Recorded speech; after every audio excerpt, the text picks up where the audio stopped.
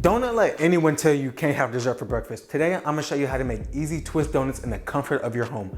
I will never say no to donuts. I'm ready to get started. Are you? Our dough begins with some flour, and we're gonna do this in a stand mixer. You can do this by hand, but that's gonna be a lot of work. Invest in a stand mixer if possible, but if not, you will be able to do this by hand, and then we'll go in there with 2 teaspoons of salt. And like always, guys, the measurement will be down in the comments below. And then we'll go ahead and give this a quick whisk. The next thing we're gonna add is some bloom yeast. This is milk, yeast, egg, and sugar. We're gonna add all that to the mixture. Like always, just give it a quick mix. And then now you just wanna let this knead for about 5 to 10 minutes till a nice supple dough bar forms. Then we're gonna go in there and add the butter, but we'll let that go for just a couple minutes on low. And then once the dough ball starts to form, we'll crank it up to medium high and let it work its magic. And I know y'all can't see it, but a dough ball has formed, so we'll go ahead and crank that up to medium high, and we'll let that go for 6 to 10 minutes till it gets nice and smooth. Okay, we can give this a check and see.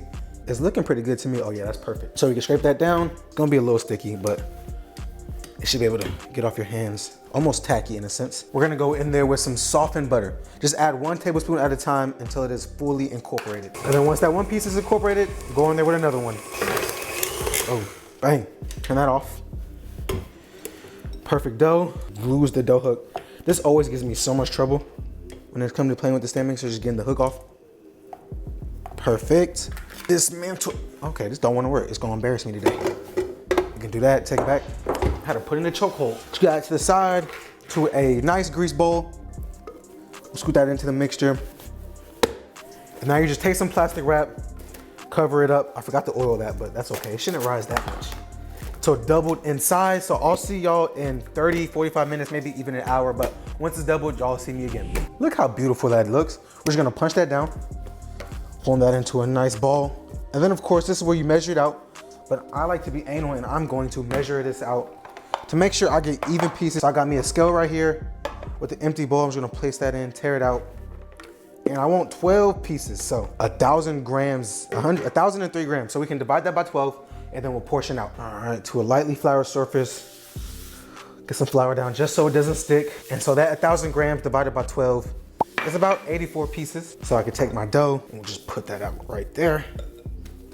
Beautiful. Then you just grab their pieces, and now you just wanna measure them out. Let's see if I can get that right on the first time. Oh no, I was way off. Still way off. So we'll go ahead and form that into a ball, like always. And then at this point, if you wanted donuts, you would just roll this out and punch out holes. But we're gonna make these into twists. So once I get these all shaped up, I'll show y'all what to do with that. To make our twist, take a little bit of flour, put it down the surface, take your dough that you portioned out. You don't wanna do too much flour because you need that friction to twist it up. And then you just wanna form this into 14-inch size ropes. And I have a baking tray right next to me where I have all the extra ones, all the extra dough that I have to do, just so they don't get dried out. It is covered with plastic wrap as well. So once you have a nice 14-inch rope, you take it now, you have the left hand holding down, right hand on one end, and you just twist it up. It's gonna spring back a little bit, but just work with it. You kinda gotta be quick, low key. If you know a better way, comment down below. And then once you have that twist, and you see the little twist in the strands, that's how you know it's nice and beautifully twisted. Then I take one end, bring it back across, and then I just wrap it up. Just like so. Should make that a little bit even. And I take the ends, take them, combine them, and I just put them right underneath it. Take it into the other dough. You have a beautiful twist donut. You set it to the side and rinse and repeat with the rest of them. We start off by making our icing. We're gonna make 5 different icings today. The first one begins with a little bit of vanilla extract. And this is the vanilla glaze, the perfect one. This is my favorite icing out of all the icings. And then we're gonna go on the top with just a little bit of milk. And I'm gonna put the exact measurements down in the comments below. But with powdered sugar making icing, if it's too thin, you need more powdered sugar. If it's too thick, add more milk. And in this case, I did just a little bit too much milk. So I'm gonna go over the top with some powdered sugar. When you wanna add more powdered sugar, I'm gonna end up sifting this because my powdered sugar is pretty thick today. Sift it in there. That's the thing with icing, you're just gonna make it just a little bit sweeter. I'm not gonna even lie to y'all, but adding more sugar is gonna make anything sweeter. And you sift that, and then give that a good mix. Probably should be using a whisk. And I have my icing a little bit more on the runnier side just because I like to coat my donuts up and have a thick layer of glaze. And if it's too thick, then I find it just doesn't work as well for me. So I like to go more on the runny side so I can do a couple layers of that. So we'll set this to the side and we'll get started on the cocoa powder. For the chocolate glaze, it's just as easy. We'll add a couple tablespoons of cocoa powder. Then we'll do just a little bit vanilla extract, about a teaspoon. And then going over the top with just a couple splashes of milk. As y'all see, I had to move over to a different size bowl containing. That last setup was not doing what I needed to do, but just give that a good mix. And then you have your chocolate glaze set up. Next, we'll move on to our Simpsons one. Our Simpsons icing begins with some pink food coloring. We're not gonna add too much, probably like, we'll go that much. And if you want it more pink, then you just add more pink food coloring. Then we'll go over the top with just a little bit of vanilla extract, about a teaspoon. Go over the top of that with just a little bit of almond extract, add a nice touch of flavor to that. And then we'll do just a splash of milk. And then you just give this a good whisk to combine.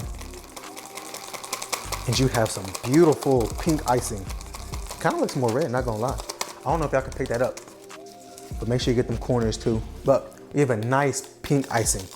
Ready to go. Next thing we'll start on is our maple one. For our maple icing, it's really easy. We'll take a little bit of maple syrup. I always forget the name of stuff. And we'll do a dash of milk, of course, a nice little pinch of vanilla extract, and we'll give this a mix. And this one looks very similar to the vanilla glaze. Dang. The maple glaze is finished. And the last one is just cinnamon sugar, which is just combining cinnamon and sugar together. I won't show y'all that, y'all know how to do that. But the next time you see me, we'll be frying. Once your oil is at temp, go ahead and just dunk them right inside of them. I didn't have anything else to put them in here, so I'm using an offset spatula. You just dump them in there. I'm not gonna overcrowd, I probably can fit 3 in here. I want these to come out beautifully. And I have a wire rack right next to me, like always when I'm frying, just so I can place them onto that when they are done being cooked. And just dump them in there. And I'm gonna cook them for about 95 seconds each side till they get nice and golden brown. Flip them, do the same thing on the other side. Take them out and then knock out all of the dough.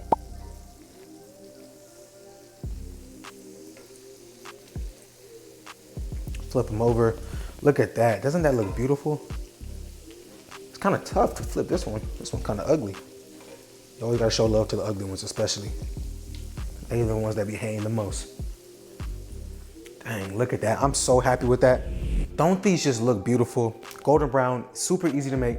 Didn't take too much time at all. We're gonna go from left to right in icing. And we're gonna start with our vanilla glaze icing. Can't beat that, and you just pour it right over the top. Sheesh. And the reason I have it on a wire rack too is because if you were doing like all the same flavor, you can keep that icing and just redistribute, and it's gonna make it so much easier just to coat it all up. Oh yeah, I am happy with that. Doesn't that look beautiful? The next we're gonna do is our Simpsons one. And this one is pink, let me tell y'all that. But it's gonna be so good. Sheesh. Just coat every last second. This is all like the money shot.